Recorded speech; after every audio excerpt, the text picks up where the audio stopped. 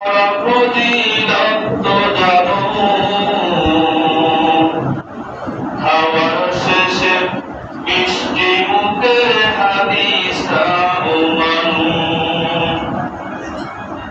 তুমি হক কথাটি উচ্চ স্বরে বলতে পারো না, অন্যায় দেখে বাধ্য হয়ে চলতে পারো না। তুমি কেমন মুসলমান একটু ভাবো না, কেমন তোমার ঈমান একটু বলো না।